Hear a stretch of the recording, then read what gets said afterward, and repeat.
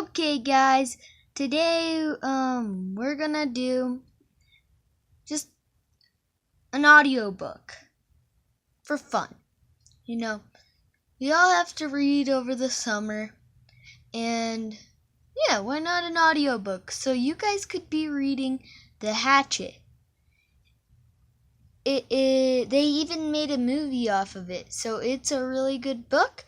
If you enjoy it, please I'm gonna make each chapter a video. Okay, let's get started. Alrighty. So, let's go down to chapter 1. Brain Robertson started out the window from a small plane. At the endless green northern wilderness below, it was a small plane, a Cessna 406, a bush plane, and the engine was so loud, so roaring and consuming, loud, that it ruined any chance for conversation. Not that he had to say too much to say. He was 13, and the only passenger on the plane was a pilot named, what was it, Jim or Jake or something? Who was it in his mind? 40s, and who had been silent as he worked to prepare for takeoff. In fact, Brian had come to the small airport in Hampton, New York, to meet the plane driven by his mother. The pilot had only spoken 5 words to him: "Get in the co-pilot seat," which Brian had done and had taken off, and that was the last of the conversation. There had been an initial excitement, of course. He had never flown in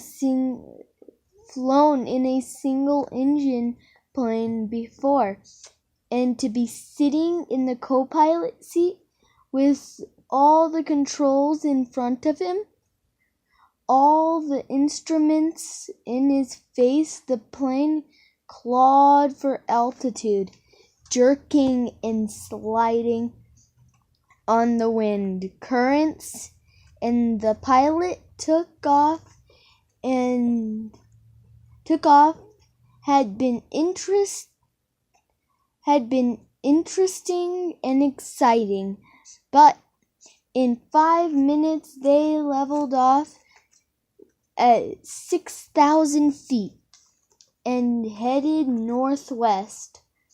And from then, the pilot had been silent, staring out the front, and drone of the engine had been all what was left.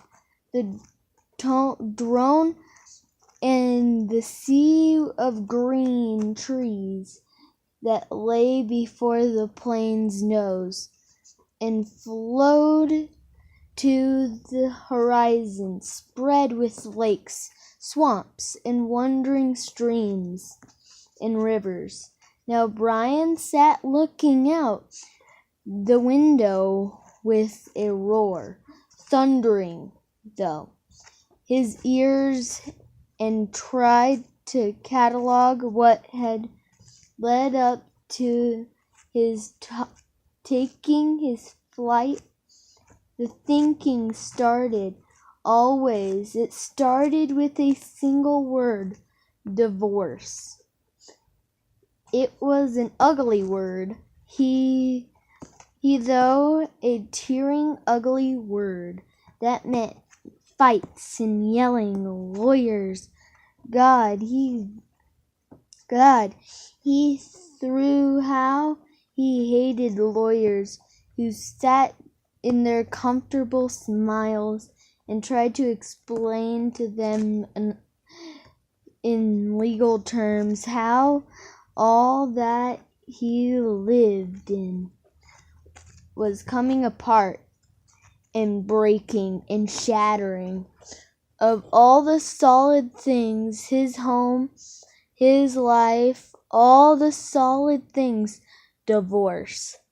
And breaking word, an ugly breaking word, divorce. Secrets. No, not secrets so much. Just the secret what knew and had not told anybody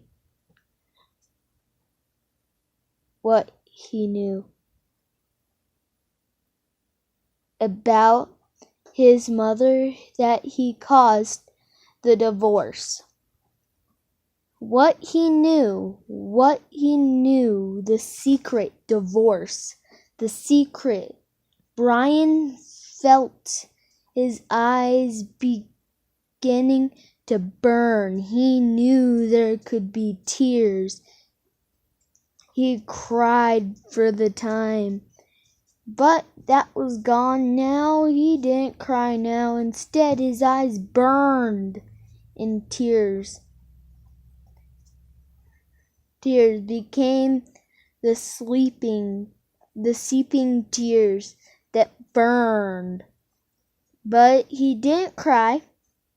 He wiped his eyes with a finger and looked at the pilot out of the corner of his eyes to make sure he hadn't noticed the burning and tears.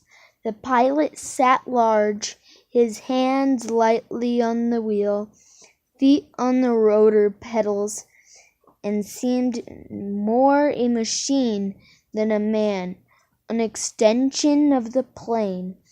On the dashboard in front of him, Brian saw the dials, switches, meters, knobs, levers, cranks, lights, handles that were wiggling and flickering, all indicating nothing that he understood.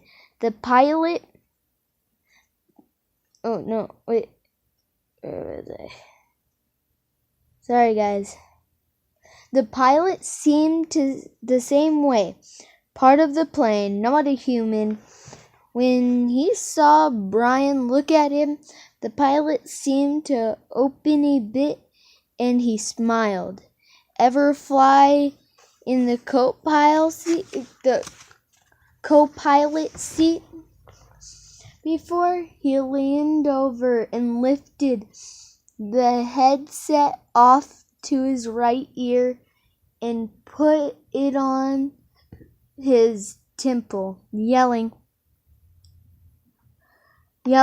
to overcome the sound of the engine. Brian shook his head. He had never been in any kind of plane, never seen a cockpit of the plane except in the films or television. It was loud and confusing first time. It's not as complicated as it looks. Good plane like this almost flies itself. The pilot shrugged. Makes my job easy. He took Brian's left arm.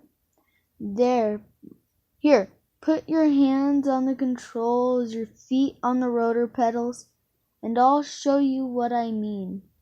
Brian shook his head. I'd better not. Sure, try it. Brian reached out, took the wheel in a grip so tight his knuckles were white. He pushed his feet down on the pedals. The plane slewed suddenly to the right. Not so hard. Take her light. Take her light. Brian eased off, relaxed his grip.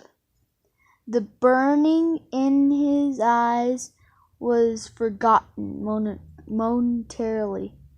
The vibration of the plane came through the wheel and the pedals. It seemed almost alive. See? The pilot let go of his wheel, raised his hands in the air, took his feet off the pedals, showed Ryan he was actually flying the plane alone. Simple. No turn the wheel a little to the right and push the right rotor pedal a small amount. Brian turned the wheel slightly and the plane immediately banked to the right. And when he pressed on the right rotor pedal, his nose slid across the horizon to the right. Alright guys, I'm going to end it here.